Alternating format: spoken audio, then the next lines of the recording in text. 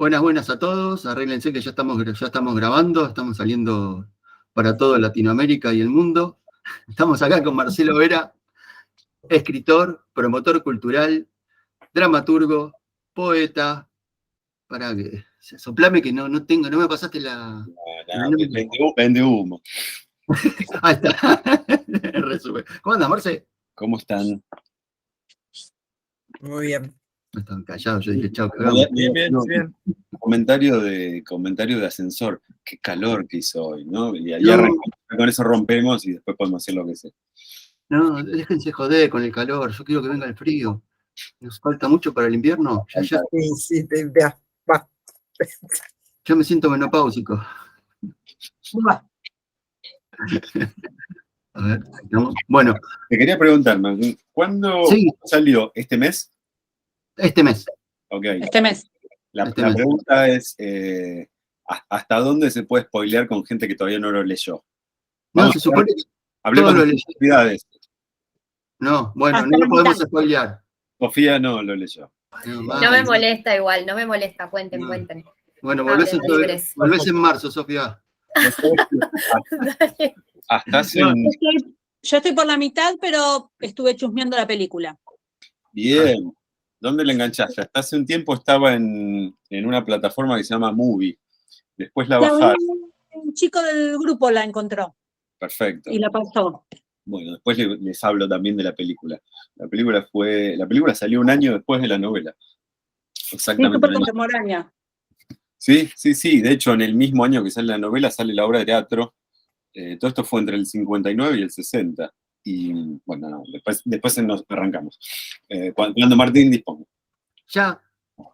Nada, a ver, No, pará, te voy preguntando, ¿querés o arrancás vos? Como quieras. Arranqué tranquilo. Yo después me meto.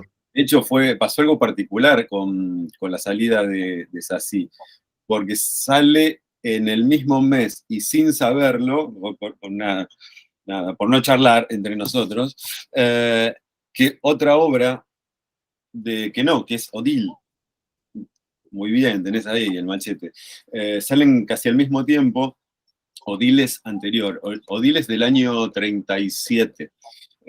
Odile es una feroz crítica que hace que no a que no lo expulsa del movimiento surrealista Breton.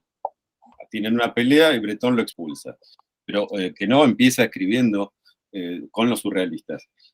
En el año 36, 35, 36, Breton lo expulsa. Y él queda muy enojado con esa situación y destila todo su odio en esta novela, donde es muy fácil entender quién es quién dentro de lo que estaba pasando en ese momento. Bueno, el protagonista es un joven matemático aficionado que entra en un círculo surrealista y tiene una serie de encontronazos con un tipo dictatorial y cruel, que no es otro que Breton. Bueno, y la Odile del título es su interés romántico, amoroso. Esto es año 37. Después hay un salto hasta el año 59, donde sale Sassy. Hay muchos críticos dentro de la obra que encuentran cosas de Sassy en Odile. Para mí el estilo es diferente. Hay mucho de esta cuestión del juego de palabras y de romper con cierta cuestión del lenguaje. Pero si en algún momento se animan con Odile, yo le encuentro más una estructura de novela inglesa que podría compararlo con, no sé, con Evelyn Waugh o incluso con Orwell. Va por otro lado, el humor, el cinismo y lo que destila. Sí, es cierto, ya están los juegos de palabra que después explotarían en Sassy, que es el momento de mayor explosión. De hecho, él está escribiendo durante muchos años, más de 20 años, y la explosión de que no se da con la salida de Sassy. Sassy sale al mercado francés, sale por Gallimard. Él trabajaba para Gallimard, él era lector de Gallimard. Y explota, se convierte en un gran boom. De hecho, insisto, en el mismo año, para él es un gran año, el 59 y el 60 son muy buenos años. En el mismo año que sale Sassy, es un gran boom literario, pero un gran boom literario, se hace la adaptación al teatro en ese mismo año, y al año siguiente, en el 60, Méliès la adapta al cine. Después hablaremos de esa adaptación, que en aquel momento un poco se recibió como una adaptación fallida, hoy no, para nada. Pero en aquel momento no fue tan bien recibida la adaptación cinematográfica, es así, que es fantástica. A los que la empezaron a ver, es una película que después, creo que fue, y de hecho hoy se la analiza como una película que fue muy adelantada en estilo. ¿Sabés quién la dirigió? No. Sí, que venía de hacer 2 películas, era su tercera película, el tipo había ganado mucha seriedad con su cine, como un cierto cine de autor, y hay muchas anécdotas al respecto, porque todos le decían no te metas con eso, porque es un libro que es inadaptable, y si te metes con ese libro va a ser tu tercera película y tu última película. Y en algún punto casi se lo lleva puesto la adaptación de así. No terminó pasando, el tipo hizo una gran carrera posterior, y de hecho él fue feliz con, o sea, si él dice, yo siempre, digamos, murió orgulloso de lo que había hecho, dijo, para mí fue una película adelantada, y hoy los críticos la entienden como una película adelantada. Es una película donde su intención, y me parece valiosísima, era tratar de reproducir, lo cual era dificilísimo, todo el vértigo que pasa en la novela. Es una novela vertiginosa, es muy vertiginosa, y es muy rupturista. Entonces, en ese momento, y en ese cine francés de esa época, era impensado. Y él empezó a hacer cosas que, si en algún momento se animan a verla, la película está increíblemente bien. De hecho, él tenía 2 películas anteriores en blanco y negro. Esta es su primera película a color. Los colores están muy fuertes. Usa cámaras que en muchos casos exacerban los gestos de los actores. Hay deformaciones de las caras de los actores. Hay aceleración y desaceleración de velocidad de la cinta. Muy en el tono slapstick. De hecho, se sabe que Chaplin fue un gran fan de la cinta, a pesar de que no hablaba francés. Y de hecho es una película que hoy, por ejemplo, la Cinemateca Francesa proyecta en proyecciones especiales en colegios primarios. O sea, hoy tiene un estatus ya de culto esa película. Pero insisto, en aquel momento no pasó nada, no se entendió, el público de cine francés no la entendió. Eso no mermó la escalada de la novela, que siguió vendiendo y vendiendo y vendiendo, y de hecho es una novela que sigue. Bueno, y ahí nos metemos con una postilla del mercado editorial. Los derechos de Sací estaban libres para Latinoamérica, pero no para España. Ah, mira. Lo que se conseguía hasta hace unos años, poco y mal o nada, casi no se conseguía, de hecho hoy, eran traducciones ibéricas, es así. Nunca hubo una traducción. Te hago un asterisco ahí. Te hago un asterisco. ¿Te puedo sacar un poco? Claro que no hay guión, así que... Bien. Porque hubo medio un debate en el chat por la traducción. La elección del idioma. ¿Quién lo decidió eso? ¿Fue cuestión del traductor o fue del editor? No, esa fue una decisión del traductor, que es Ariel Dillon. Sí. Ariel Dillon es un traductor de la recontra hostia, y de hecho él fue el que se cargó al hombro el proyecto y el que propone a la editorial, a Godot, que sí, porque él es un apasionado de la obra de Queneau y de esa novela en particular. Y él quería adaptarla, pero entendía que la única forma de adaptarla era creando un lenguaje como el que había creado Queneau para su novela original, porque en definitiva lo que hizo Queneau fue utilizar todas las formas del lenguaje. Absolutamente, hay slang, hay palabras inventadas, neologismos, todo lo que se te ocurra está en el Sací original francés, que salió por Gallimard. Entonces, lo que dijo Dillon fue, si yo me pongo a traducir esta obra, tengo que crear un universo de lenguaje. Y entonces, lo que costó un tiempo, hasta que hubo un acuerdo, fue que él dijo, lo más parecido en cuanto a riqueza es de hecho, si tengo que poner slang y una serie de palabras inventadas, y algo que se da en el francés, que se puede jugar un poco con lo que nosotros decimos el berre, las palabras al revés. Sí, me sonaba mucho al cocoliche También de está. claro, de Discépolo, de... Bueno, es eso. Y él decía, la única forma de traducirlo es no en un neutro. En neutro no me interesa hacer una traducción neutra a esto, porque es imposible. De hecho, hay 2 traducciones, creo que hoy se mantienen 2 traducciones españolas, y es cierto que con los libros en la mano, a ver, esto es horrible decir, bueno, esta es mala, esta es buena, porque no va por ahí, pero digo, es cierto que pierde, o sea, los desafíos que busquen las ediciones que andan dando vueltas de Sassi en español, si están con ganas y tiempo y les divierte el desafío, y eso como es algo absolutamente, la palabra es desabrido, es desabrido. Acá hay un juego de decir, bueno, me voy a tener que inventar un lenguaje que va a ser, porque en definitiva, gran parte del laburo que hace que no, es inventar incluso un París, el París donde transcurre es así, ni siquiera es un París real, es un París absolutamente inventado. Lo primero que inventa es esa escenografía de París, y después inventa un lenguaje. Entonces acá es un París absolutamente rioplatense, el de la traducción. De hecho, ese ejercicio de una traducción rioplatense después se repitió en Godot en Dublineses, de Joyce. Dublineses de Joyce solo podía encontrarlo en ediciones españolas. Y hoy hay una edición rioplatense. Ese es La donde hizo Edgardo Scott. que la hizo Scott, exactamente. La hizo Edgardo Scott. Pero a mí me parece, el debate es súper interesante porque aparte puede gustar o no. Y de hecho, era algo que se sabía, que cuando el libro salió a la calle, había gente que no le iba a gustar precisamente por esa elección de la traducción.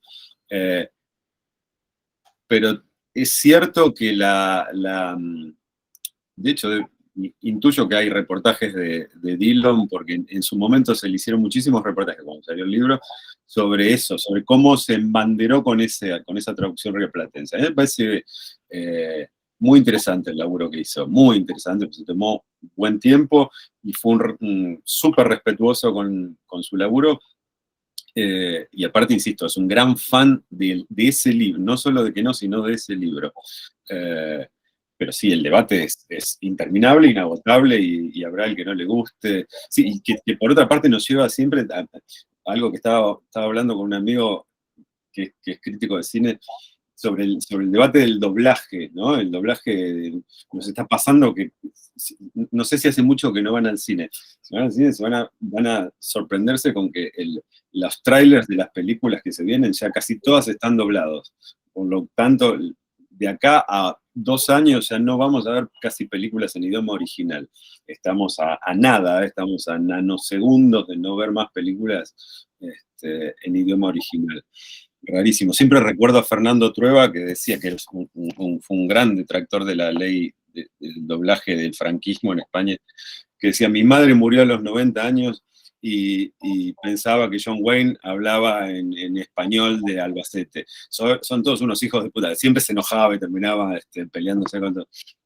Es raro. Nosotros nos acostumbramos mucho a las traducciones. Yo creo que en su momento, entre fines de los 80 y principios de los 90, Anagrama, con ese golpe y con esa entrada tan fuerte al mercado, nos acostumbró a leer montones de cosas de forma castiza e ibérica, y nos fuimos acostumbrando, consciente e inconscientemente. Y hoy nos hace ruido algunas traducciones más neutras. Y ni que hablar de esta, donde el neutro no está en juego, ya es netamente rioplatense. Yo creo que vale todo, pero sí. ¿Ustedes esta edición, esta traducción, la importaron? O sí, el libro seguro, pero... Nosotros compramos los derechos para Latinoamérica y es, ya te digo, la única traducción, y se le compró a Ariel la traducción. ¿Y qué repercusión tuvo en el resto de Latinoamérica? Porque quizás esta forma de hablar este idioma a nosotros, a los argentinos, nos es bastante cercana. O por lo menos a la gente de mi edad. Yo en el barrio me cruzaba Tano que hablaban así. El famoso cocoliche, sí. Claro. Pero en Latinoamérica, ¿cómo repercutió esto? Sabes que se la tomaron muy bien, se vendió muy bien y se tomó muy bien. Era una gran duda, pero esa es una duda, mira, nos pasó con un libro de una editorial de Sevilla. Hay una editorial sevillana que se llama Barrett, es una editorial bellísima. En la que Barrett, sacó Panza de Burro. bueno, exacto. Barrett, hay un detrás que es fantástico. Panza de Burro forma parte de una colección que se llama Editor por un libro. Los editores de Barrett buscan a alguien, un amigote, alguien de la cultura de España, y les ofrecen que sea editor por un título. ¿Conoces a alguien que escriba, que te parece que escribe bien? Que nos mande material y si está bien, sos el editor de ese título. Es un título al año en una colección que se llama Editor por un título. Hay una escritora española que se llama Sabrina Urraca, que es muy conocida en España porque es muy mediática en España, en Latinoamérica no la conocemos tanto. Sabrina Urraca acerca un manuscrito de una chica que ella conocía, una chica muy joven, creo que tenía 24 años entonces,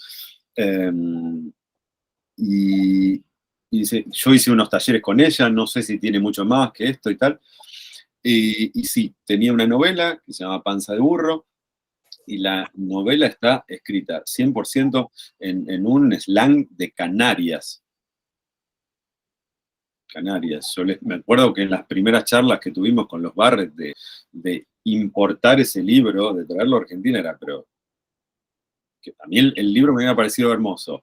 Pues mi duda era, ¿la gente va a entender esto? Y recuerdo que me dijeron, no sabíamos siquiera si lo íbamos a poder vender en España, porque es algo tan cerrado de Canarias que no entendíamos el 90% de lo que estaba pasando. Pero es un idioma tan poético el que se da que nos animamos a hacerlo. Pero fue un famoso piletazo de que no sabían qué podía pasar.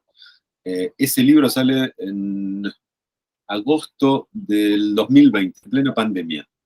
Una escritora es de Canarias, absolutamente desconocida, no tiene nada escrito, y vende entre agosto del 2020 y diciembre del 2020 en España, creo que alrededor de 40.000 ejemplares.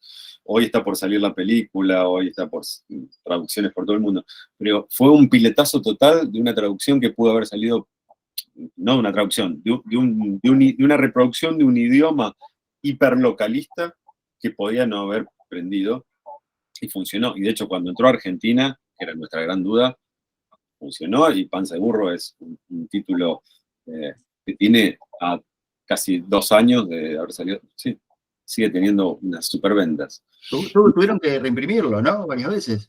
Sí, tiene varias reimpresiones. Es una novela bellísima, por otra parte. Andrea, Andrea trabajaba creo que era dependienta en un Zara, y le pidieron un texto y de repente se convirtió en superventas de España y ahí está. Ahora está trabajando en una segunda novela. Pero nunca sabes qué puede pasar con eso, de la traducción o del... Uno es como, trata de abarcar de la mejor manera posible y de llegar a la mayor cantidad de gente posible sin que haga ruido o sin romper mucho, pero hay veces que no sabes. No, pero está bueno eso de romper. Porque con la traducción que tuvo esta edición, es una obra en sí mismo, más allá de que no. Totalmente. Lo es, y de hecho creo que el espíritu en definitiva de que no era ese, estamos hablando del tipo que fundó Oulipo, ¿no? Si había algo en el espíritu de que no era esa cosa absolutamente lúdica y divertida, de que se permitía burlarse y reírse de todo, venía de la patafísica, creo que se hubiera divertido muchísimo. No sé si ves ahí, quería mostrar el logo, sabía que iba a salir el tema, no sé si lo ven. Ahí está, mira, y de hecho, mira, justo estaba buscando en la biblioteca, yo en mi biblioteca nunca encuentro nada, pero esto anda dando vueltas, creo, todavía, si alguien se tienta. De hecho, tiene textos de Perec, de Calvino, obviamente de que no. Es un viejo de tener 5 o 6 años o más de Caja Negra. Nada. De hecho, lo que. A ver, Oulipo sigue activo. Había. ¿Quién era? Eduardo, hoy está argentino, está Eduardo Berti. Berti está. Mirá, claro, Berti, claro, sí. Berti es uno de los argentinos. Hoy es el único dentro de Oulipo. Contanos, ¿nos podés contar un poco qué es? Oulipo fue un experimento entre que comienza con Queneau y un matemático que no me voy a acordar nunca el nombre y el apellido, francés, en una mezcla, en un interés de crear una especie de taller de literatura potencial, donde ellos creían que si podían hacer una mezcla de literatura y matemática, podían generar una especie de literatura ilimitada. De hecho, hay un ejercicio creo que es de Queneau, sí, porque no es de Perec. Bueno, Perec tiene una novela donde se permite escribir una novela sin una vocal. Pero más allá de esos juegos, Queneau tiene un texto donde se permite, creo que, algo así como 96 aproximaciones a un mismo texto, con todas las variantes posibles. Entonces, todo el tiempo jugaban con cuestiones matemáticas. Esto es un derivado de un seminario de literatura experimental, y, insisto, con un Queneau muy arriba. En el 60 ya venía charlando con gente de diferentes ámbitos, muy apasionado por la matemática. De hecho, no nos olvidemos que 20 años antes de Sassy,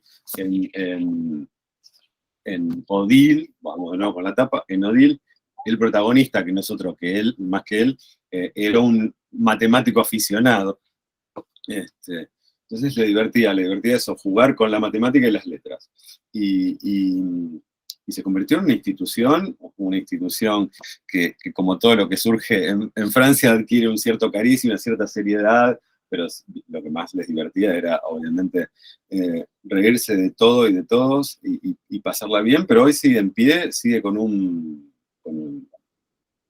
presidente y con vocales y tal, y hay que cumplir unas ciertas normas para entrar a Oulipo. Ya te digo, de los escritores argentinos, el único que está hoy, creo que entró en el 2013, 2014, es Eduardo Berti.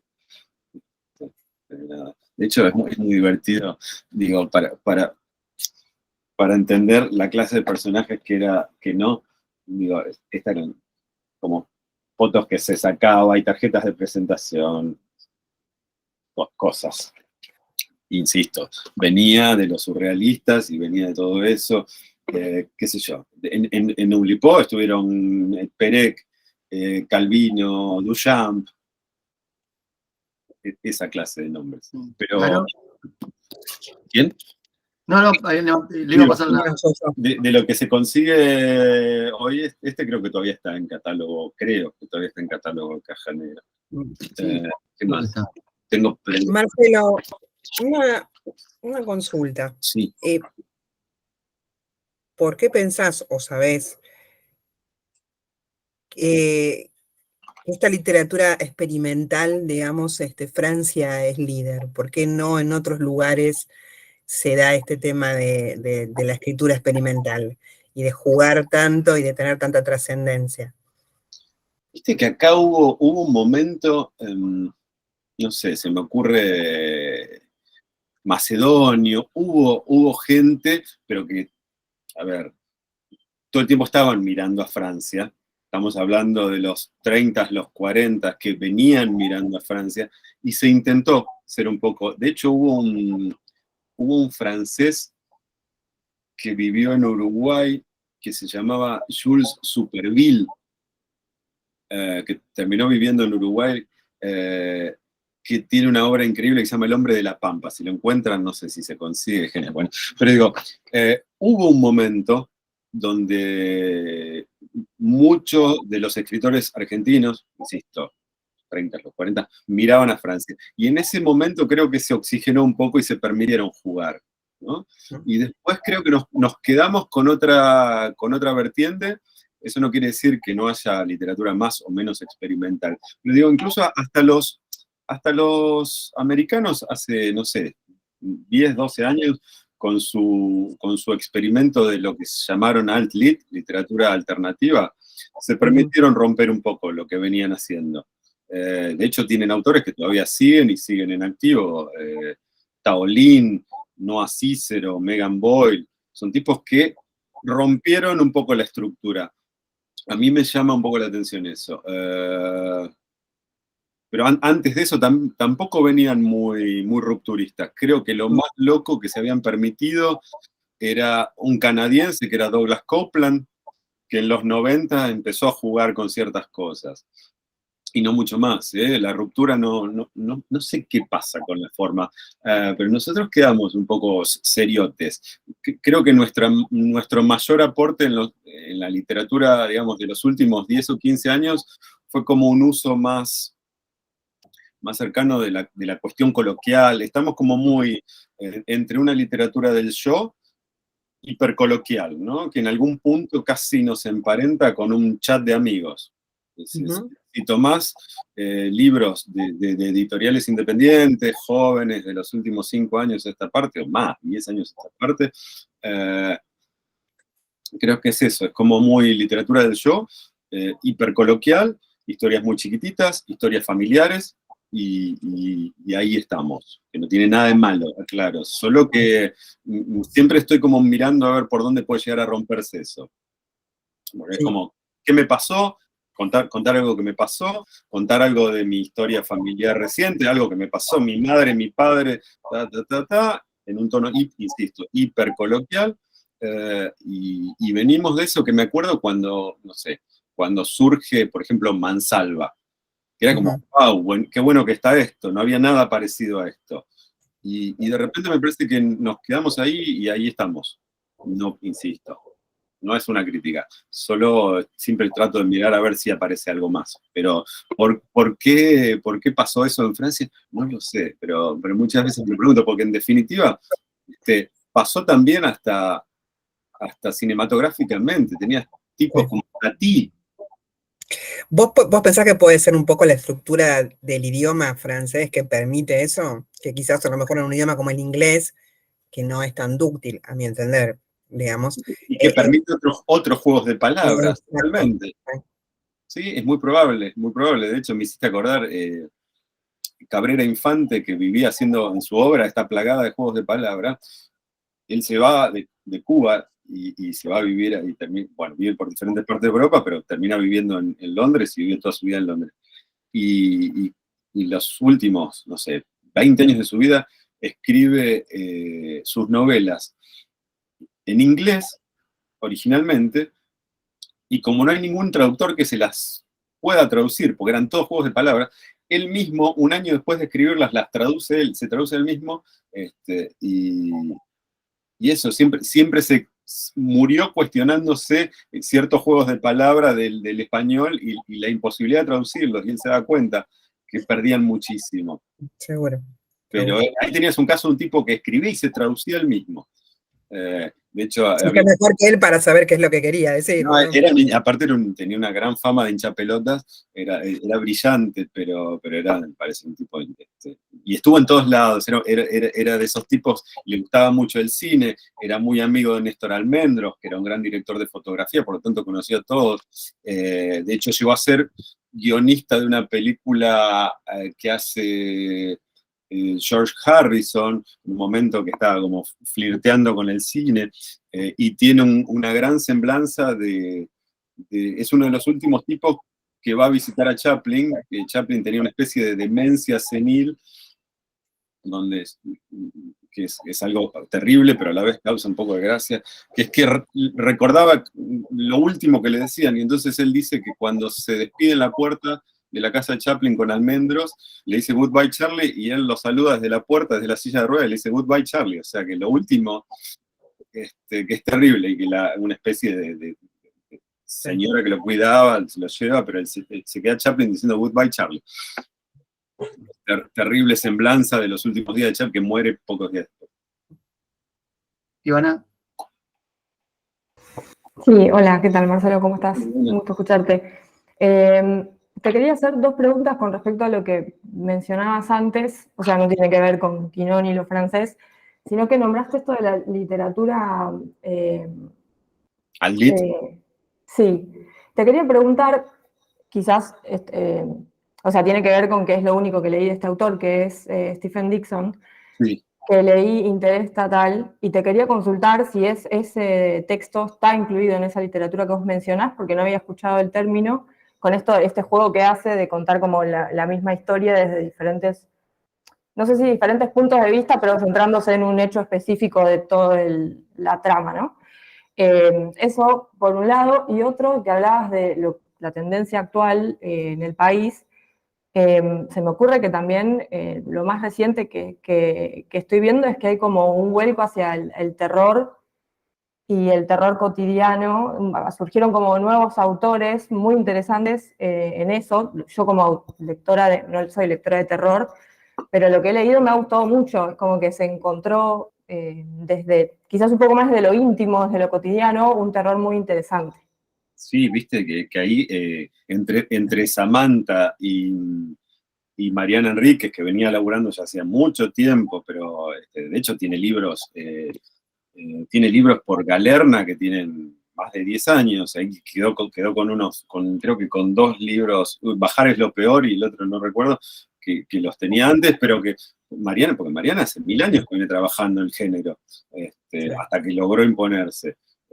Y Samantha, sí, es eso, es como la cuota de aire fresco, es perfecto que lo marcaste, porque es la cuota de aire fresco, que rompe un poco con esa hegemonía tan medio como de literatura del yo y una cosa cotidiana. Respecto a Dixon, en realidad Dixon, por una cuestión de época, no entraría dentro de los que los americanos metieron viste que les encantan las etiquetas, que es la alt-lit, que no se consigue mucho, creo que no se consigue nada. Tenía algunos autores de alt-lit publicados, una editorial española que es muy bella, que se llama Alfa Decay, pero es incomprable, es carísima. Creo que tenía cosas de Tao Lin. No, miento. Tenía Tao Lin, tenía Noah Cícero y tenía algo más. Pero Creo acá, que algo de eso, perdón, voy a meter chivo, porque chivo. creo que algo de eso hay. Este mes iba a ser promo con Alfa Decay. No pudimos enganchar con la editora y el mes que viene la vamos a hacer la promo con Alfa Decay. Y creo que hay algunos de esos autores están ahí metidos entre los libros que tengo. Perfecto. Sam Pink, Noah Cícero. Tao Lin fue el que se hizo más famoso. Megan Boyle. Son jóvenes, de la camada jóvenes de autores. Y hay una editorial, iba a decir no hay nada de alt-lit, y estoy mintiendo. Hay una editorial que la descubrí este año y que es una editorial muy joven, argentina, que se llama Oh Yeah. Y tiene algo de Sam Pink y tiene algo de Noah Cícero. Ahí podés encontrarlo. Y después hay un libro de Interzona, que es un compilado que hicieron Banoli y Lolita Copacabana, de literatura, donde tenés podés snackear un cuentito de cada uno o varios cuentitos. Ya digo, Dixon no entraría solo por eso, por una cuestión, digamos, si nos ponemos canónicos con las fechas y con los años, y aparte porque es anterior. Pero el juego que se permite Dixon es increíble. No sé si leíste Calle y otros relatos. No, por eso temí estar diciendo una burrada, porque como es lo único que leí de Dixon, no sé si sus cuentos también iban por ese lado de la experimentación. Es que era totalmente, es genial, y hay un americano, que se llama Daniel Levis, creo que escribió una novela que se llama La Casa de Hojas, que no es literatura, no es alt-lit, por supuesto, es una literatura casi de terror, súper americana, donde el libro es incomprable, no tengo idea de cuánto costará, si se consigue, pero es increíble el juego dentro del... Él diseña y maqueta sus propios libros. Hay un libro que se llama La Espada, no me acuerdo de qué, que es un libro de terror muy breve, que lo bordó casi todas las páginas. Él es diseñador y escribe unas novelas de terror increíbles, donde siempre, por ejemplo, en esta que es una casa, la casa de hojas, toda la novela tiene la arquitectura de una casa, entonces tenés todo el tiempo que ir girando el libro, pero no es un mero y simplón chiste visual, pavote y vacío. Tiene una estructura increíble, o sea, el diseño y la maquetación del libro tienen muchísimo que ver con la estructura de la novela. Es sorprendente, se toma 8 o 10 años en escribir cada novela. Es unas cosas increíbles, no llega a nada. Pero bueno, nada, se pueden rastrear y se pueden conseguir. Parte de eso a veces lo trae Balduter, a veces lo trae el Sur. No, yo estoy tirando chivos para todos lados. Abro el juego para todos lados. Te tendría que haber pasado un listado de libros antes, así promocionaba lo que tengo. No, pero vos la próxima vez Claro, este no porque no lo consigo, este no porque no lo consigo. claro. una vez me pasás un chivo de qué tenés disponible y yo voy y te llevo. Claro. Te traigo de vuelta así. Vamos, haz así. Se habla que es una novela de iniciación o de aprendizaje. Sí. ¿A qué se refieren con eso? En general tiene que ver con el... Se sindica o se utiliza ese término cuando estamos ante un personaje, en este caso no se sabe muy bien la edad que tiene la protagonista, estamos ante un personaje que a raíz de una situación o una serie de situaciones vive un aprendizaje que la ubica en otro lugar. De hecho, panza de burro podría ser también. Hay una frase, no sé si es spoiler o no, pero bueno, más así. Casi al final ella dice que, ¿cómo te ha ido en París? Y ella dice, he crecido. Sí, creo que dice crecido o envejecido, no me O acuerdo. envejecido, algo así, sí. Envejecido. A ver, insisto, no sé cuántos lo leyeron, cuántos nos leyeron, pero no spoileamos nada. Es una nena que su madre la deja al cuidado de su tío en París, básicamente porque quiere estar un fin de semana, la mamá es así con su amante. Entonces la deja al cuidado de su tío, que no sabemos muy bien a qué se dedica su tío, después nos vamos a dar cuenta que tiene una dualidad entre lo que hace, porque casi todos los personajes dentro de Sassy tienen un juego, o sea, son por lo menos dos cosas reconocibles. Y es así, básicamente lo único que me interesa como a los niños que son como a veces muy unidireccionales es conocer el metro de París. Y hay una huelga del metro de París, por lo tanto París está muy caótica y no le importa nada más que eso. Por lo tanto se escapa y está vagando durante 2 días por París y es una niña en algún punto insufrible, pero muy divertida, mal hablada, es como diríamos hoy, es un bardo. Y se la llevo a comparar también, para mí no tienen mucho que ver, pero hay muchos estudios donde se la compara con Lolita. Yo no le encuentro tanto punto de comparación a Lolita. No, ¿por qué se la compara? ¿Te sabes? Sí, cierto desenfado, cierta si se quiere, hasta corrosión del carácter, porque es una niña que en algún punto empezás a pensar que hay una cierta maldad o un cinismo muy marcado, ¿no? No tiene un candor de la infancia. Es una niña dura. Es como un crecimiento de golpe a partir de las circunstancias que vivió.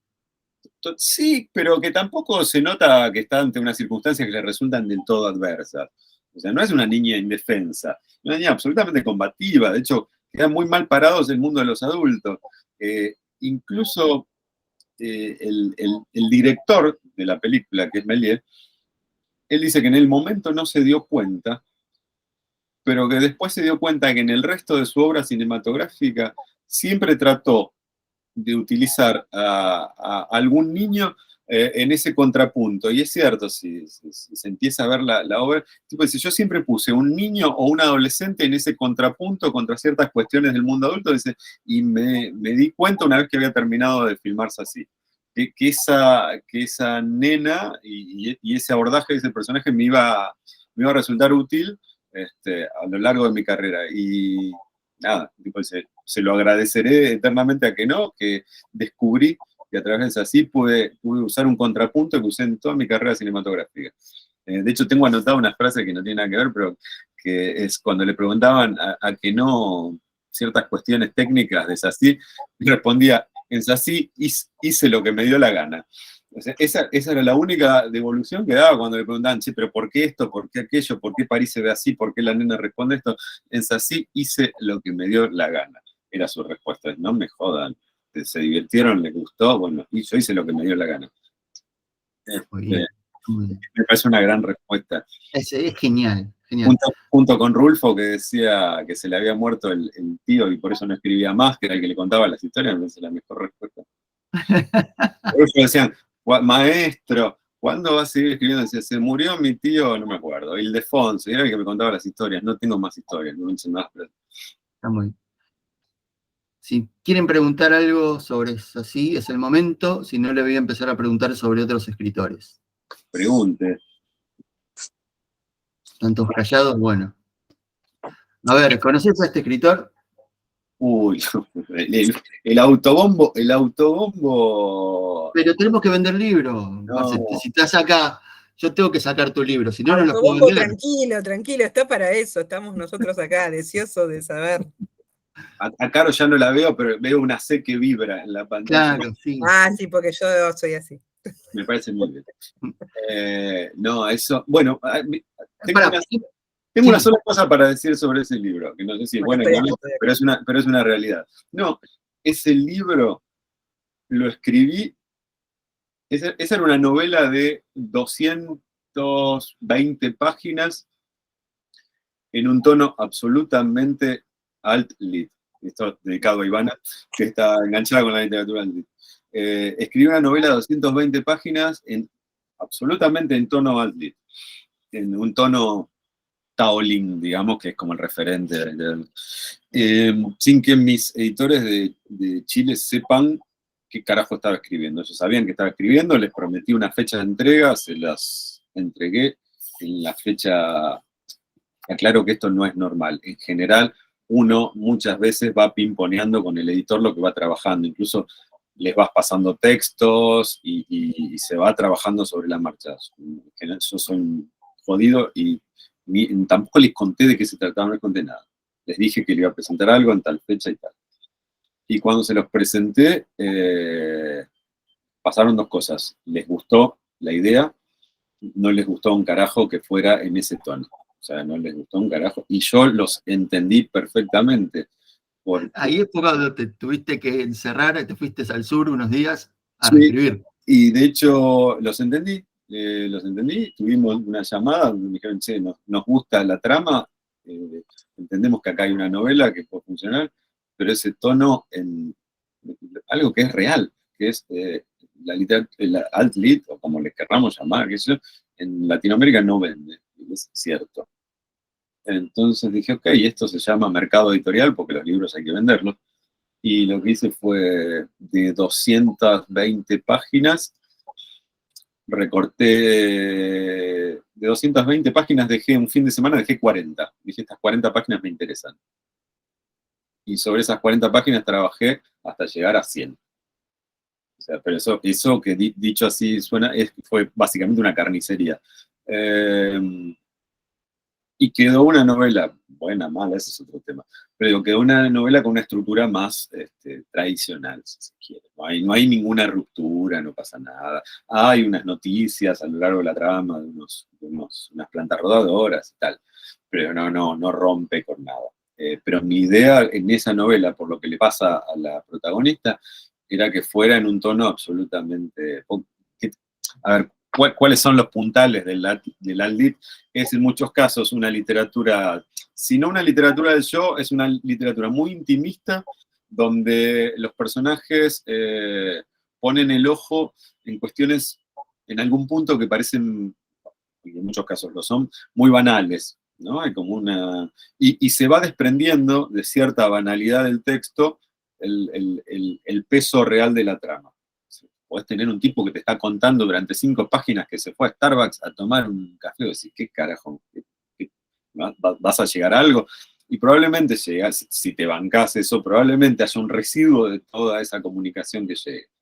Pero es cierto que hay que estar preparado para para leer eso y para bancar eso.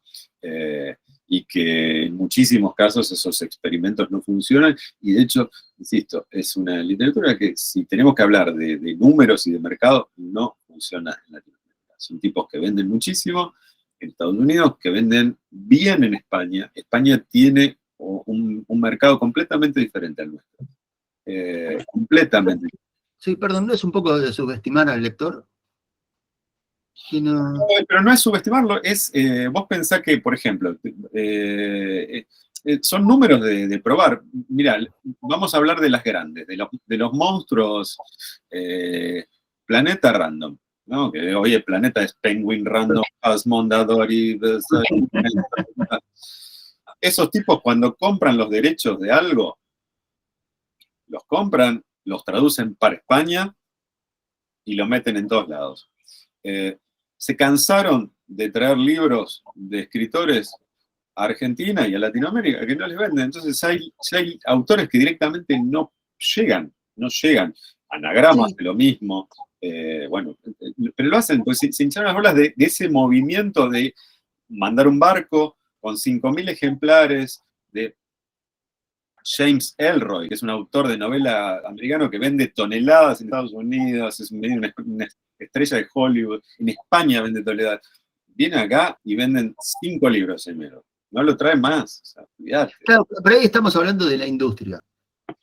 ¿Se vende, no se vende? Vamos, todo es una industria y todo necesitamos vender.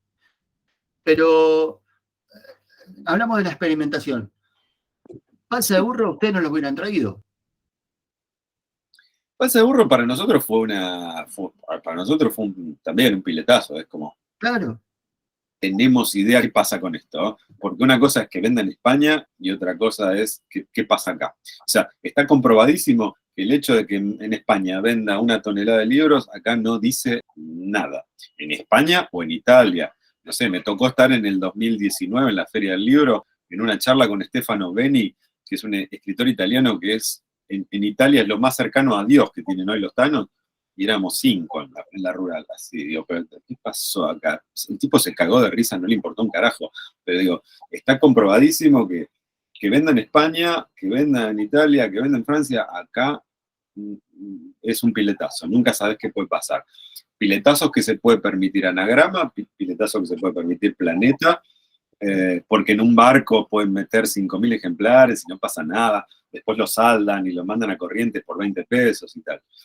Pero digo, después las editoriales chicas, más en un momento como este, y acá nos fuimos al carajo, nos fuimos al mercado editorial, pero digo, también tiene que ver, porque tiene que ver con el termómetro de lo que uno ve cuando va a la librería. No sé, este mes estamos en un mes de un casi 18% de aumento de papel. O sea, que todas las editoriales chiquititas que nosotros vemos en las librerías, estas que crecieron mucho en los últimos años, a la hora de sacar una novedad, o se lo tienen que pensar muchísimas veces, o directamente no la pueden sacar. Entonces, una editorial que no puede sacar la novedad todos los meses se va cayendo. Y es terrible.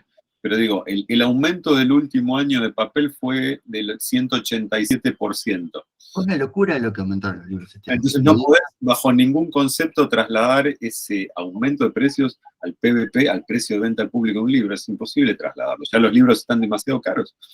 Entonces es como estamos todos muy aterrados con qué imprimimos. Ni hablar de ir a pelear a una feria, no sé, ir a Frankfurt, que ahora está la feria en este momento en Frankfurt, ir a Frankfurt a pelear los derechos de un libro con pesos. Es como, claro, es ir con 2 palitos de la selva y ver qué traes. O sea, entendés que vas a pelear con pesos a tipos que están viendo euros, dólares. Si quiero tu novela, y el tipo te dice, pero no, ¿por qué? Vos tuviste tu libro anterior solo, estuvo en Frankfurt, ¿no? Solo lo llevaron a Frankfurt 2 años seguidos, 2020, 2021. El primer año lo llevó, hay una, bueno, mira cómo bien todo tiene que ver con todo, con Caro y los franceses. Hay una agencia de periodistas culturales franceses que eligen de todo el mundo, creo que 20 novelas jóvenes, gracias por haberme metido en la bolsa de jóvenes, y eligen, no me acuerdo cómo se llama, ellos le llaman hot list, pero no me acuerdo el nombre original, y eligen a 20 títulos de todo el mundo, y me llevaron el 2020 a Frankfurt, que fue una feria rara, una feria pandémica. El 2021, Frankfurt, la feria, eligió la novela para llevarla y moverla en una ronda de potenciales traducciones y tal, porque es el lugar donde, bueno, donde pasan esas cosas, donde los editores de afuera te conocen y ven el material. Eso pasó 2020. Y esta de ahora es muy nuevita, pues salió en agosto, pero bueno, algo tal vez pase. Marcelo, yo te quería llevar un poco a lo que vos decías antes, ¿no? Hay libros que se venden a toneladas en España y acá se venden 5. Y yo te pregunto, ¿en qué están basando el criterio de selección? ¿Por qué va un poco la pregunta? Yo estoy viendo el crecimiento, y eso soy una lectora de hace muchos años, estoy viendo el crecimiento de los clubes de lectura, con lo cual esto está diciendo que la gente está buscando otra cosa. Que ya el ir al expendedor de libros, donde tenés un montón de cosas en una mesa, que nadie te sabe decir ni de qué tratan, ¿sí? O sea, decir, miralo, lee la contratapa, si te gusta bien, y si no, bueno, mala suerte. Digamos, ¿no están recogiendo desde ahí, desde los clubes de lectura, digamos, cuáles son, digamos, qué es lo que está buscando hoy el lector? O sea, qué pide, qué quiere, qué le gustaría leer, y darle una oportunidad a estos títulos que a lo mejor en otros lugares se venden mucho y acá nada? Mira, habla bien de la Ericia. Para mí la mejor, obviamente, ¿sí? No, Yo hago esos inventos, o sea... más allá del chiste, en serio, bueno, mira, el hecho de que este mes ustedes tengan un libro que tiene 2 años, porque Saci es un libro que salió en 2020, Saci es un libro que salió en plena pandemia, tiene mucho que ver con el olfato de Martín, que, a ver, porque hoy, a ver, durante la pandemia florecieron, está pasando un avión que no me deja escuchar más, durante la pandemia florecieron 1 millón de clubes de lectura. Algunos que lo vieron como un momento de salvación y tal, y se fueron cayendo, y otros donde realmente le dan bola al material que, digo, este es un libro que por tener 2 años en ciertos clubes de lectura jamás hubiera tenido una oportunidad, solo por el hecho de que no era la novedad, porque hay clubes que lo único que les interesa es la novedad, no me importa si está bueno o malo, es la novedad. Ese es un filtro cruel que lo escucho a diario, digo, yo trabajo con muchos clubes de lectura, y es un filtro, es, no, dame lo nuevo, pero no lo llegamos a leer, no sé si, no me importa. Entonces, el hecho de que a Martín le gusten los libros, y que sea, perdón, ¿no? Con cariño, un hincha pelota detrás de cada libro que elige. No, doy fe. Digo, yo estoy en varios clubes de lectura y es muy distinto cómo se trabaja en cada uno de ellos, es totalmente diferente. Pocas veces se conectan, hay en algunas cosas que se conectan, me refiero que son coincidentes a veces, ¿sí? Pero yo a lo que iba es, yo soy medio ratón de librería y voy muchas veces a chusmear. A veces a conseguir cosas que Martín no me consigue y a veces porque me gusta ir. Y es terrible porque no encontrás a nadie que te ayude, porque está muy desorganizado. Mira, yo te voy a decir lo que me pasó a mí el otro día. Escuché la charla con Ricardo Scott, ¿sí? Sí. Y quería conseguir un libro que habían chusmeado ahí que se llamaba Cassette Virgen, ¿sí? Bueno, entonces yo estaba saliendo del trabajo, con lo cual tenía el Ateneo de Florida a una cuadra. Dije, me meto en el Ateneo de Florida. Sí. Siguiente escenario. ¿Sí? ¿Dónde encuentro a este autor? No, escuchá esto porque es muy, muy gracioso. El libro de Cassette Virgen no estaba. Pero a su vez le pregunté por otros libros más, como es Contacto y Dublinenses. Bueno, Contacto y Dublinenses estaban ubicados en un anaquel en el medio, donde el título arriba decía diccionarios. Vos sabés, te voy a contar una interna. Te puedo decir, claro, yo porque iba convencida que yo quería algo de eso. Ahora, si yo no lo conozco, si yo no sé quién es, ¿sí? Por lo menos Yo no te pido que me lo pongas en la mesa o tengas a alguien que te lo recomiende porque lo leyó, pero ubicalo más o menos, ponelo, no sé, ensayo, algo, ponelo en un lugar donde si alguien está buscando ese estilo de literatura, lo va a encontrar. Yo, si hubiera estado sola y hubiera estado chusmeando, en mi vida hubiera ido a parar a la sección No lo diccionario. encontrás nunca, tenés que pensar como cuando perdés el control remoto, que lo vas a buscar en la heladera, que decís, ¿qué carajo hice? Bueno, pero pasa algo muy particular en Jenny Ateneo, que es la misma cadena, que es el grupo ILSA, esta es una inter. Perdón, voy a meter un... el negocio de ellos no es vender libros, tienen un negocio financiero. Al margen, es un grupo petrolero, no importa, pero venden muy bien libros, pero venden en el sentido de cantidad. Sí, tienen el 60%. Sí, igual, tiene la vidriera, y la vidriera de alguna manera la tenés que, Pero digo, tenés que explotar. Tienen una persona, que no me acuerdo el nombre, pero que llegué a saber el nombre, que ahora creo que se jubiló hace, no sé, 4 meses, qué sé yo, que es el tipo que está en una oficina en Patagones, que es donde están las oficinas del grupo ILSA, y cataloga los libros que le llegan. Ese tipo está 24 horas por día catalogando, le llega cualquier cosa y cataloga. Y a veces cataloga como el traste. Entonces se produce una interna dentro de cada local, porque no en todos los locales tenés libreros y libreras completamente apáticos, hay muchísimos. No, hay algunos que sí, es verdad. Tenés uno o dos hay por librería. Porque, sí, el tema es que se produce un debate interno que es graciosísimo, porque a veces saco libros míos, que es, ¿dónde lo ponemos? ¿Dónde va? Que voy a saber yo solo, que lo puse acá, o donde está catalogado en diccionarios el de Scott, que es donde van a ir los 90 libreros de la librería a buscarla. Entonces se producen esos bardos.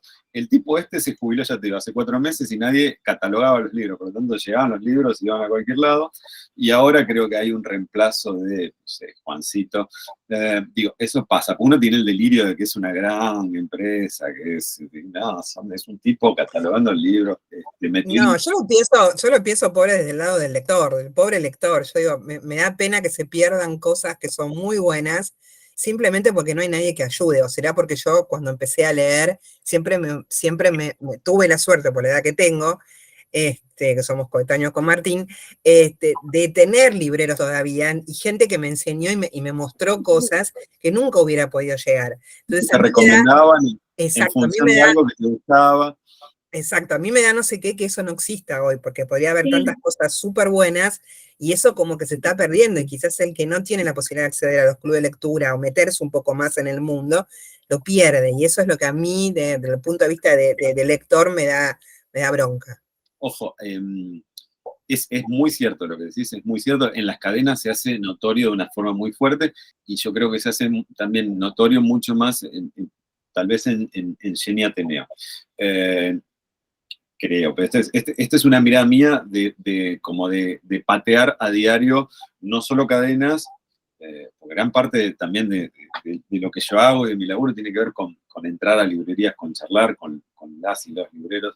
Entonces, encontrás de todo, De hecho, hay casos muy puntuales, hay 2 que te puedo decir medio de memoria, 2 librerías que eran librerías virtuales que hicieron el paso a librería física durante la pandemia. Una está en Parque Chas y se llama Malatesta, y otra está Cabildo... Ay, nunca más. Cabildo y Roosevelt, que es... se llama Mandolina. Ugarte, Mandolina. Están en pedo, poner un local en la calle, están locos. Pero digo, ahí tenés 2 librerías que dieron el salto y que le está yendo bien. Pero digo, de las tradicionales hay muchísimas y hay mucho todavía librero, no sé, por Corrientes se me ocurre si te metes en De la Mancha, que está Hernán no sé, hay un millón. Yo porque tengo mapeada mi cabeza en cada barrio cuáles son las que están los libreros y porque nada, los conozco hace muchos años y tal, pero es cierto que si estás medio apurado, /desesperado, y te metiste a un Jenny y nada, seguramente te vas con un DVD de Peppa Pig y no saliste con lo que querías y nunca sabes cómo pasó eso, así que carajo. No, aparte yo te digo, en ese rato que estaba ahí dando vueltas y deambulando, miraba lo que hacía la gente. Hay mucho turista que gasta, ¿sí? Y pobres, ¿viste? O sea, estaban como totalmente perdidos porque preguntaban y no tenían ni idea, y vos decís, pucha, o sea, es una oportunidad. El mercado sobre todo en las grandes arterias, Corrientes, Santa Fe. Hoy el mercado del libro está muy, muy tomado por el tema del turismo, sobre todo por Chile, que históricamente siempre tuvo un peso más fuerte que el nuestro a la hora de gastar en libros. Y aparte en Chile tienen un impuesto al libro, lo cual es rarísimo, porque siempre Argentina resulta más barato. Y hoy los uruguayos están muy bien también. Entonces, hoy es Chile y Uruguay lo que mueve un poco la aguja del sector. Mira, Uruguay me sorprende, porque es un mercado re chico. Mirá. Uruguay, hoy, te diría que los últimos 4 meses del mercado vinieron, gracias, que por favor que vengan. Sí. Y así estamos, y es muy loco. Entonces, volviendo a la pregunta original de Caro, de cómo se elige como, últimamente se elige con la calculadora, en el sentido de, me encanta este libro, pero llamo y no hay papel. Pero estás todo el tiempo como se termina atomizando muchísimo la elección, ¿eh? Es raro. Qué sé yo, es muy complejo. El tema del papel, que lo vas a escuchar hasta el hartazgo, es que es preocupante. Llamar a una editorial, las respuestas que recibís cuando llamás a una imprenta son, no hay papel, porque lo compró Planeta. Entonces decís, ok, ¿con qué imprimo esto? O el presupuesto que te doy es hoy. Y cerralo hoy, porque... Cerralo sí. hoy. Insisto, hoy estamos hablando de, creo que un 17% de aumento, entre el 17% donde tenés que entrar con la plata así, tirar, bueno, ok. Y ponerte una especie de cola de impresión de, bueno, pero este libro lo pagás hoy y te lo puedo llegar a sacar como novedad de enero. Y sí, no, porque tengo...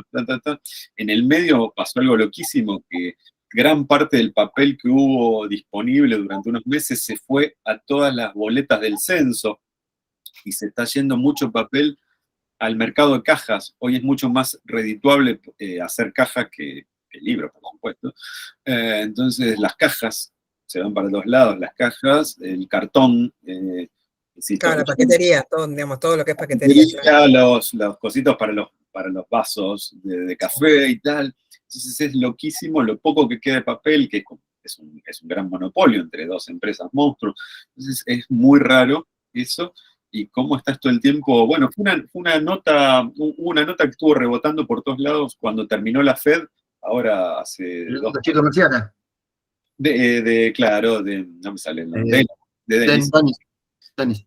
que daba su ejemplo, que le fueron a hacer una nota y Denis dijo, vendí muy bien, vendí tantos títulos, vendí tanta plata, y con la guita que me quedó después de esto, que fue una venta récord fantástica, ¿verdad?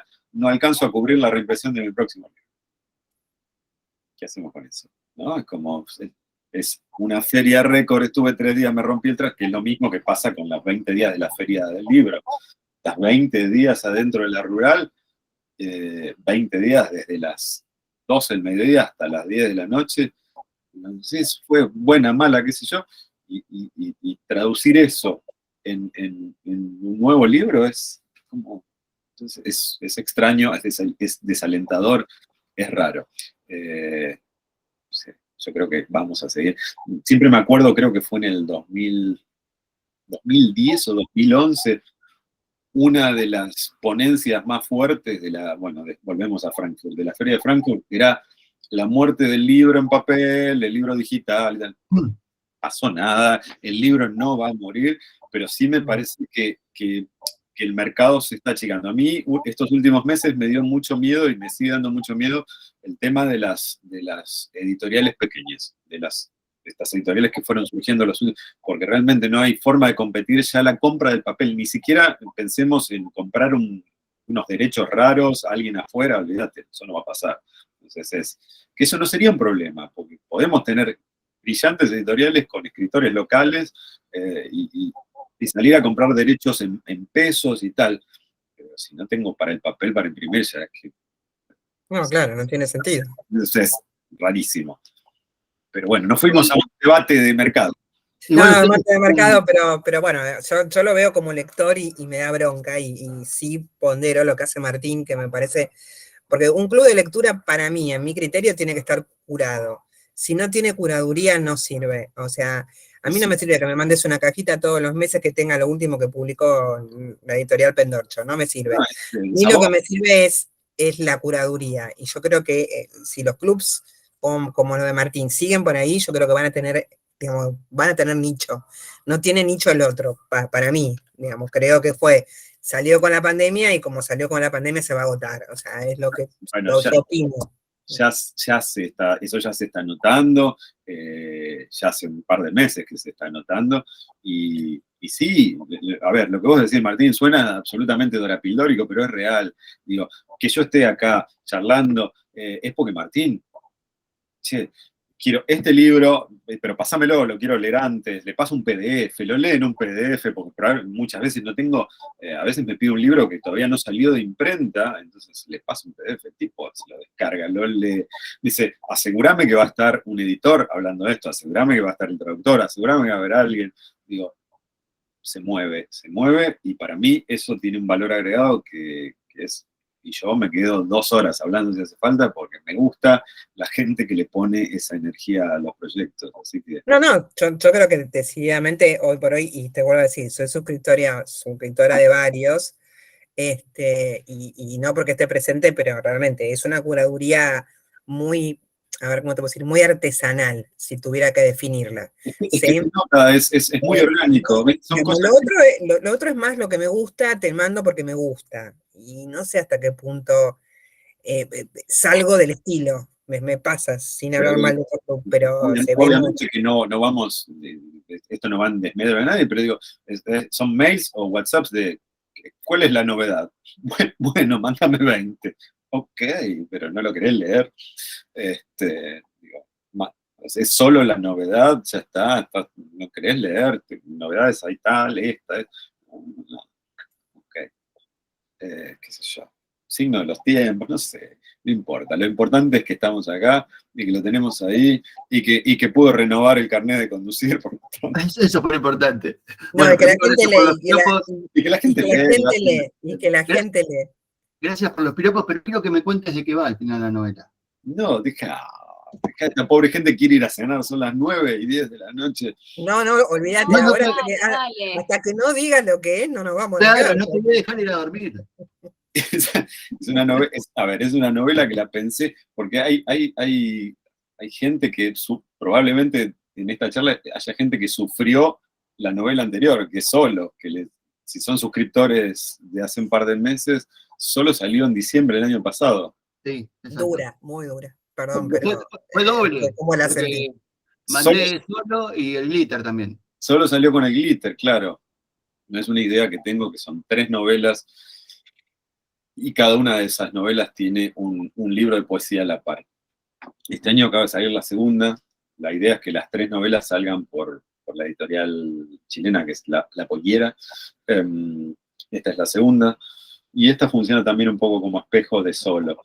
Es una protagonista, que es una mujer que la encontramos en medio de un par de pérdidas, digamos, que, bueno, Caro, vos que dijiste es duro, ya lo leíste al anterior, bueno, acá casi que doblamos un poco la apuesta en cuanto a lo que pierde. Todo este pack de libro que mencioné, de los cuales hay 4 escritos, tienen que ver con el universo de la pérdida del vacío y de qué hacemos con eso, si es que podemos hacer algo y cómo reaccionamos ante la pérdida de una pareja, un ser querido, una pérdida de una ruptura sentimental, una pérdida real, física de alguien. Y acá tenemos una protagonista joven que entendemos que acaba de perder un par de cosas. Cuando el libro comienza, cuando la trama comienza, la encontramos en un momento absolutamente desdibujada. Tiene un título raro, se llama Estepicursor. Un estepicursor son estas bolas rodantes del desierto que vemos en los westerns y que las asociamos con el desierto americano, pero en realidad son rusas, son de las estepas rusas. Y hola Gerardo, que está ahí saludando. Y bueno, hay mucho de la soledad, del vacío y de no encontrar un lugar. Hay mucho de eso, de la pérdida de un lugar de pertenencia, y hay un juego que se da si la lees a la par con Solo, de estos personajes donde el protagonista de Solo está todo el tiempo encerrado en su casa recordando, y casi no hay un exterior posible. Y acá tenemos una protagonista que no se permite frenar un segundo para recordar, porque sabe que si frena un segundo y se permite recordar, viene una luz de recuerdos que la van a tumbar. Entonces tenemos un personaje que está mucho tiempo afuera, que no tiene casa, que básicamente está todo el tiempo cuidando casas de amigos con dinero que están de viaje, entonces no tiene un lugar fijo, y está todo el tiempo poniendo el ojo en ciertas situaciones del momento, para tratar de mantener la cabeza ocupada y no recordar algo que le acaba de pasar recientemente, que en realidad son dos rupturas de diferente tono, que la idea es que a lo largo de la trama descubran bien qué pasó, porque hay cosas que, bueno, pero esto está pasando o no, ahí sí que no puedo spoilear mucho, pero digo, es una literatura de duelo, porque no me acuerdo el por qué, pero me llama la atención, y mi idea es que sean tres abordajes diferentes de ese duelo y de esa pérdida, y que cada una tenga su libro de poesía a la par. El segundo está cerrado de poesía, así que vamos a ver ya cuando sale. No estamos. Ivana levantó la mano. Sí, te quería consultar cómo es para vos como autor pasar a una voz femenina. Estaba aterrado, pero porque primero sabía que tenía que ser la protagonista una mujer, estaba clarísimo por la clase de pérdida que atravesaba. Entonces, quería que fuese, pero no sabía cómo iba a salir. O sea, tenía pánico de que no solo eso, sino hay una cuestión muy compleja con el tema de la maternidad en la trama. Entonces era como, había dos puntas muy fuertes que tenían que ser tocadas con mucho respeto, y así todo podía no funcionar, podía leerse de una forma artificial o fría o que no conectaba con el lector.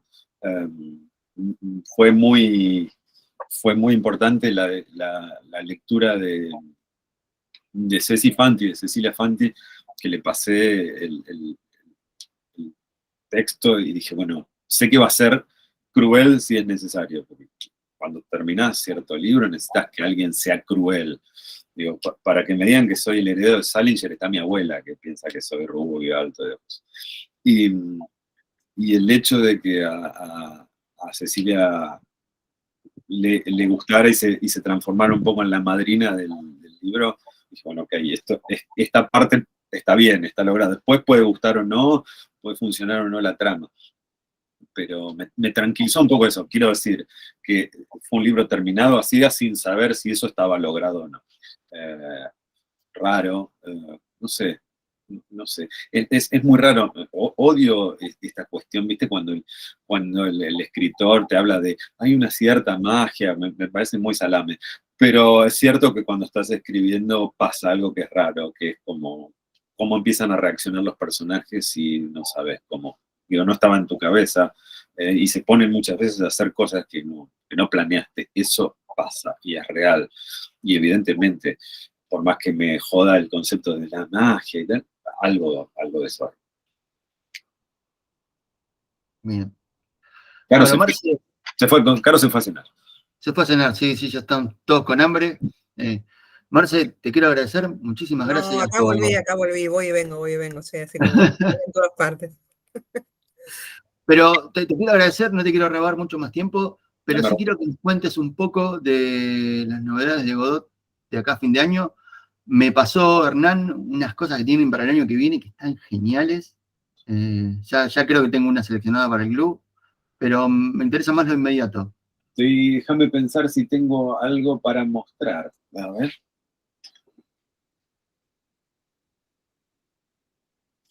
Y háganme acordar el sorteo, porque ya me había olvidado. El sorteo. Ya me había olvidado. Qué bueno este adelanto, lo que se viene en Godot. Sí. En Godot, en Sigilo, en Leteo. Ah, ok. Tengo cosas. ¿Sí? Algo También, tengo. no sé si va mucho para nosotros, para la gente de acá, pero me gustan mucho las cosas del gourmet. Los libros esos vendiendo en Inglaterra por 1 libra son geniales. Bueno, a mí porque me gusta rock sinfónico. Teníamos, bueno, volvemos al tema papel, ¿no? Estábamos viendo qué se hacía. Si metíamos todas las novedades en noviembre, o si fragmentábamos. Bueno, finalmente conseguimos desfragmentar temas de papel. ¿Y qué tenemos de novedad de noviembre? Esto es Godot, es un ensayo de Martín Cohen sobre la comunicación y el uso del teléfono, cómo fue cambiando la comunicación y lo que nosotros, los vejetes de mi época, cómo usábamos el teléfono y cómo se usa ahora, donde casi no se habla por teléfono. Mandás texto, whatsappeás, video, foto, lo que sea, pero recibís una llamada telefónica y quedás un poco paralizado. Es un ensayo muy, muy breve, muy divertido, porque no es un ensayo duro y Martín cuando toma ese tono juguetón es muy, muy divertido. Así que es un ensayo muy, muy cortito, 130 páginas, sale como novedad de noviembre. Esto es novedad de Godot. Novedad de El gato y la caja. Este es un libraco del gato y la caja que va muy en el tono de un libro sobre drogas. Es un ensayo de 17 investigadores sobre cambio climático. Es un libro que llevó bastante tiempo a hacer y creemos que va a ser uno de los libros que va, esos libros que vienen con un buen tirón, que va durante varios años a estar dando que hablar. Es cierto que la temática de drogas tiene un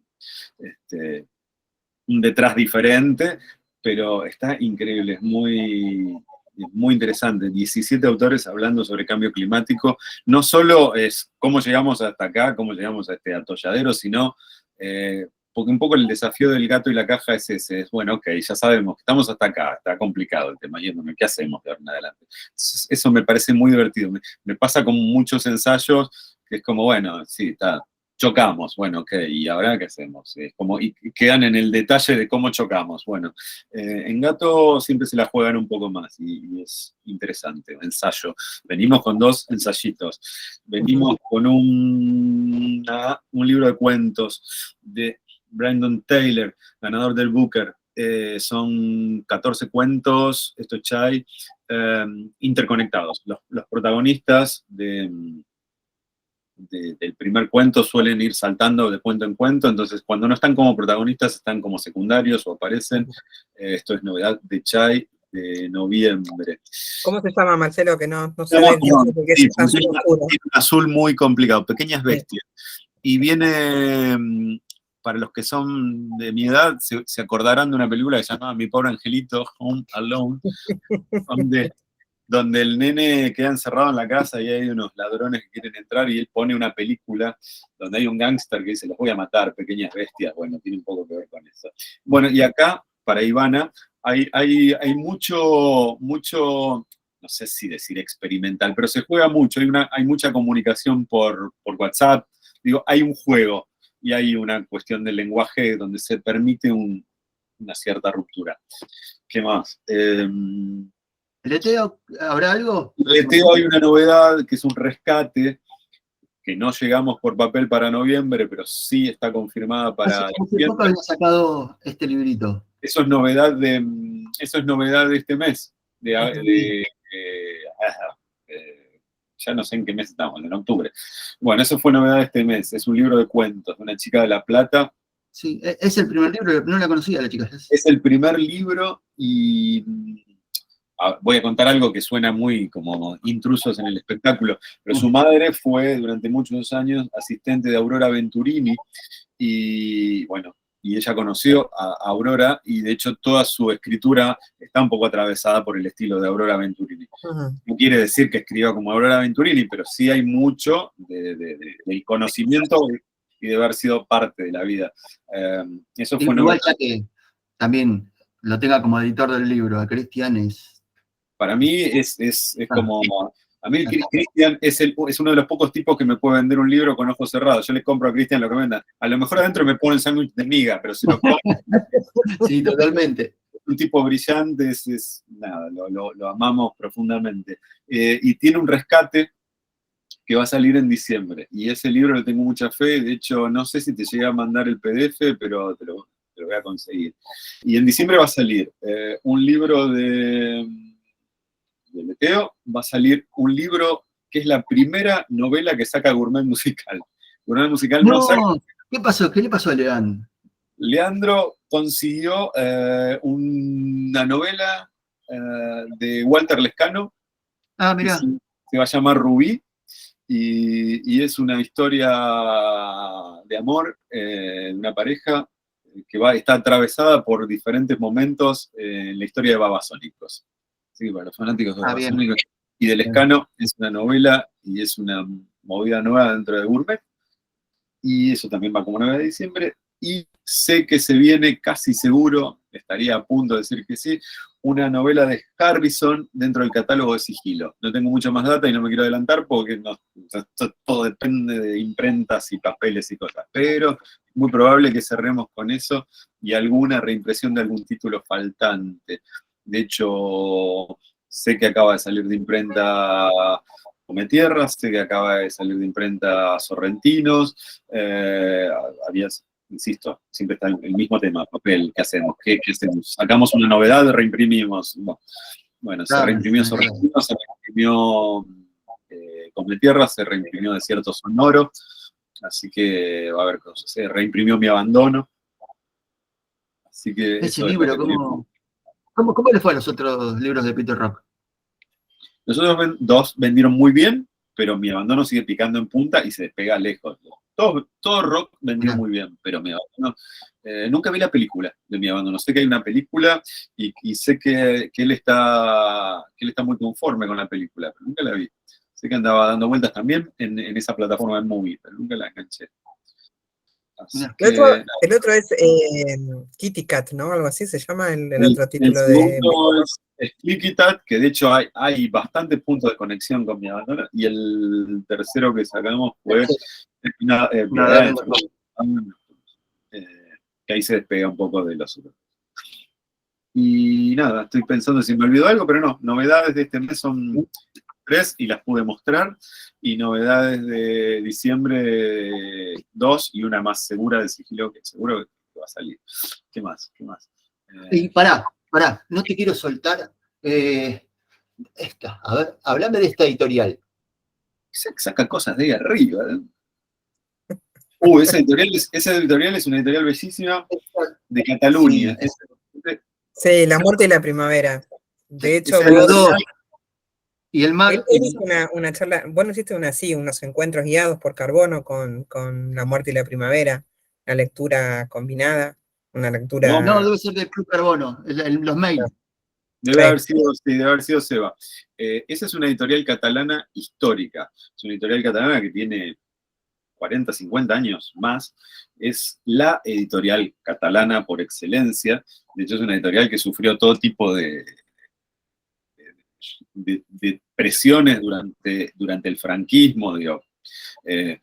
Sus editores fueron encarcelados, la editorial alguna vez sufrió intentos de incendio. Hoy la editorial está a cargo de los mails los envió Nico Artusi, totalmente. Ese le tocó a Nico, porque fue ya en la transición en la que durante un mes vamos cambiando de escritores. Exactamente. Hoy sigue la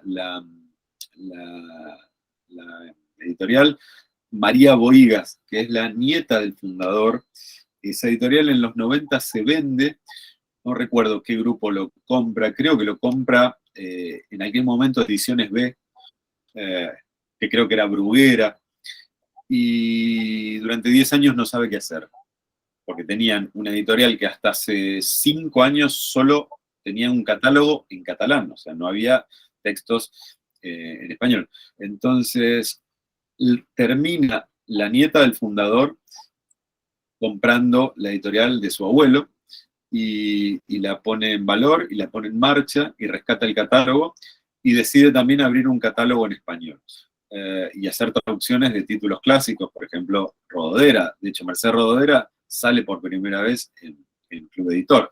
Después nosotros recibimos las ediciones de Daza. Pero bueno, hay uno que se llama El Mar, de un tipo que se llama Blay Bonnet, que es brillante. Es lo más oscuro y lo más duro que les puedo hacer, pero es brillante. Pero es brillante este libro. Extraordinario. Sí. Entonces, No se sabe todavía, sí se sabe que él durante el franquismo no lo matan porque un poco lo blinda la iglesia. Entonces la iglesia lo blinda para no morir. Pero lo que no se sabe, de hecho no hay noticias, es cómo esa novela pasó la censura franquista. Absolutamente indiscernible, no sabemos cómo esa novela logró colar dentro del franquismo. Y hoy la editorial la maneja María Bohigas, que es la intelectual catalana de referencia siempre, y un argentino que se casó con María, que es Alejandro Dardic, que se fue a España hace más de 20 años, y entre los dos tiene una editorial bellísima, muy, muy, muy afianzada en España, y acá estamos tratando de ver cómo le buscamos un poco de espacio a ese catálogo. Es muy loco porque tienen en catalán todos los autores que se les ocurran, los tienen en catalán. No sé, la última vez que vino Alejandro, que nos tomamos un café, estábamos en la Feria del Libro, le entraba por Instagram un posteo de Patti Smith diciendo que la edición catalana de sus libros era la más bella, que dice, ¿tenés Patti Smith también en catalán? Sí, tengo Patti Smith en catalán. En lo que se te ocurra está en catalán. Y en español hace muy poquito, hace 5 años, y va creciendo muy bien. Bueno, ahí se da un caso donde también tenemos que ver de qué manera apuntamos al mercado local, porque hay escritores que allá venden muy bien, y acá, no sé, Blay Bonnet es un caso. De hecho, cuando supo Mariana Enríquez que iba a entrar en la edición del Mar, fue la primera en decir, bueno, ¿qué hay que hacer? Porque quiero hacer una nota sobre el mar, porque pasa que hay autores que se enamoran. Pero bueno, después el público, hay que charlar y convencerlo, o ofrecerle cosas. Es lo que precisamente Caro decía que le faltaba cuando iba a la librería. por eso la mejor librería es la que tienen en el bolsillo, del ebooks. Listo, y con esto cerramos. Cerramos con esto, ahí se está el cierre redondo. La mejor librería es la que tiene en el bolsillo, da para tatuar. Claro. Remera, próximamente remeras y gorritos. Diciendo, siempre tenés que mandar algo. Bueno, a ver, Marce, ya está listo. Te saco de esto, ahora vamos a hacer el sorteo. Me voy a poner el tutú. Les mando después, mandame fotos del sorteo en tutú, por favor. Vamos a sortear este gran libro. Me da mucha vergüenza. Este libro tiene la particularidad que fue escrito por el señor y leído por mí. El mismo ejemplar. No, mentira, este es nuevo. No, Lo bueno es que no pueden ir en el Mercado Libre y por ahí se compran una licuadora. No, porque yo este libro también lo tuve que leer en PDF. Después vino Nico, me lo regaló, pero no lo leí. Terrible. Bueno, no importa, ya está, con una vez ya está. Es como la primera, te diste la primera dosis, olvídate, estás inmunizado. Decime, Marce, un libro te iba a decir, ya estoy quemado. Un número del 1 al 14. Del 1 al 14, el 8. Me la complicaste, ¿no? A ver. ¿Qué número tenía que decir? No sé, porque el 8 sos vos, te lo ganaste vos. No, perdón, vamos de nuevo. El 3. El 3. El 3. Familia Lectora. Es que nunca me acuerdo el nombre de Familia Lectora. Pero bueno, te lo ganaste vos, Familia Lectora. Omar. Juan. Omar, ahí está. Omar. Listo. Omar, por favor, después te mando Kleenex. Y si nos encontramos en la calle, por favor, sé gentil. Tengo 2 perros. Prometo, Marce, que no te lo voy a hacer firmar. Ya firmaste mucho. Yo no tengo problemas. Yo firmo. No, lo cargo porque... Te hago un gaturro, lo que sea. No, el libro de diciembre nos encontramos en un bar y estaba con las pilas de libros, firmándolos, que nos miraban con una cara. Yo pensé que el día siguiente, cuando volví al bar, me iba a granjear que un cortado gratis, algo, nunca pasó nada. Nadie.